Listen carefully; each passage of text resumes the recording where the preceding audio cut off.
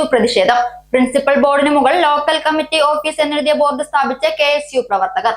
കോളേജിൽ സംഘർഷാവസ്ഥ. സംഘർഷം ഒഴിവാക്കാൻ പോലീസ് ശ്രമിക്കുന്നു. പ്രിൻസിപ്പലിന്റെ ഓഫീസിനുള്ളിലെ ടേബിൾ KSU പ്രവർത്തകർ അടിച്ചു തകർത്തു. KSU പ്രവർത്തകരും SFI പ്രവർത്തകരും തമ്മിൽ ഉന്തും തള്ളുമുണ്ടായി. കഴിഞ്ഞ ദിവസമുണ്ടായ സംഘർഷവുമായി ബന്ധപ്പെട്ട 4 KSU പ്രവർത്തകരെയും 7 SFI പ്രവർത്തകരെയും കഴിഞ്ഞ ദിവസം കോളേജ് സസ്പെൻഡ് ചെയ്തിരുന്നു. സംഘർഷത്തിൽ 2 SFI പ്രവർത്തകർക്കും 2 KSU പ്രവർത്തകർക്കുമാണ് പരിക്കേറ്റിരുന്നത്.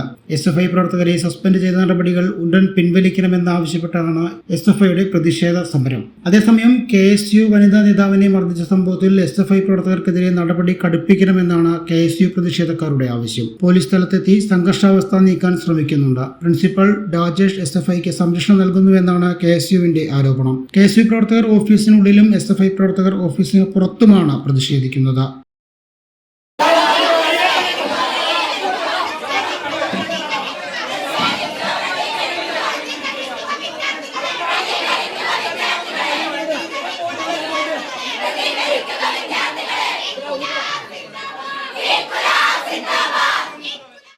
സൗജന്യ വൈഫൈ കണക്ഷൻ അങ്ങനെ വരാൻ വഴിയില്ലല്ലോ. ഫ്രീ മോഡം ഇൻസ്റ്റലേഷൻ ചുമ്മാ. സത്യാടോ, എന്റെ വീട്ടിലേക്ക് കണക്ഷനാ. തന്നെയും വിശ്വാസമില്ല. അല്ല, കേരള വിഷൻ. കേരള വിഷനിലേക്ക് സ്വാഗതം. ഇപ്പോൾ വൈഫൈ കണക്ഷൻ എടുക്കാം ഫ്രീ ആയി.